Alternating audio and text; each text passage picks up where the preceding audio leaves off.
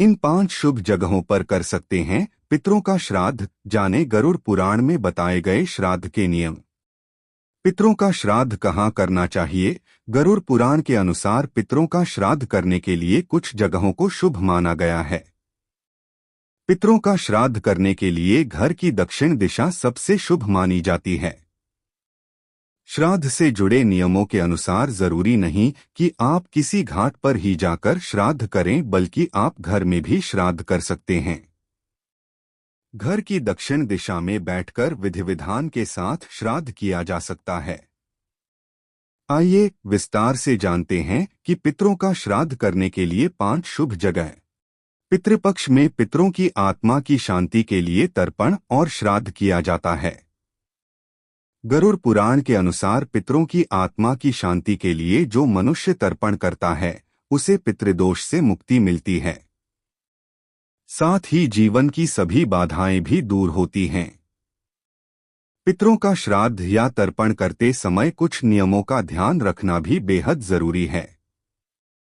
जैसे पितरों का श्राद्ध कहाँ किया जा सकता है, इससे भी कुछ नियम जुड़े हुए हैं। आइए इसके बारे में विस्तार से जानते। इन 5 शुभ जगहों पर कर सकते हैं पितरों का श्राद्ध। जाने गरुड़ पुराण में बताए गए श्राद्ध के नियम। घर की इस दिशा में करें श्राद्ध। पितृपक्ष में अगर आप अपने पितरों का तर्पण घर पर कर रहे हैं तो आपको दक्षिण दिशा में मुंह करके पितरों का तर्पण करना चाहिए। दक्षिण दिशा यमलोक की दिशा मानी जाती है, इसलिए इस दिशा में ही तर्पण करना चाहिए, क्योंकि इस दिशा में किया गया श्राद्ध सीधे पितरों तक पहुंचता है। नदी के तट पर कर सकते हैं श्राद्ध। गरुड़ पुराण में इस श्राद्ध से जुड़े इस नियम का भी उल्लेख मिलता है कि आप नदी के तट पर भी श्राद्ध कर्म कर सकते हैं। आप किसी पवित्र नदी, समुद्र के किनारे बैठकर भी पूरे विधि विधान के साथ पितरों के नाम का श्राद्ध कर सकते हैं।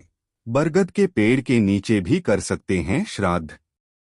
पितृपक्ष में अगर आप अपने पितरों का तर्पण घर पर कर रहे हैं तो आपको दक्षिण दिशा में मुंह करके पितरों का तर्पण करना चाहिए। दक्षिण दिशा यमलोक की दिशा मानी जाती है, इसलिए इस दिशा में ही तर्पण करना चाहिए, क्योंकि इस दिशा में किया गया श्राद्ध सीधे पितरों तक पहुंचता है। गौशाला में भी कर सकते हैं श्राद्ध। गरुड़ पुराण के अनुसार गौशाला में भी आप श्राद्ध कर सकते हैं। गौशाला को गोबर से लीपने के बाद पूरी विधि विधान के साथ इस पर पूजा का सामान रखें। फिर पूरे विधि विधान के साथ गौशाला में दक्षिण दिशा की तरफ बैठकर पितरों का श्राद्ध कर सकते हैं। जंगल में बैठकर भी कर सकते हैं श्राद्ध।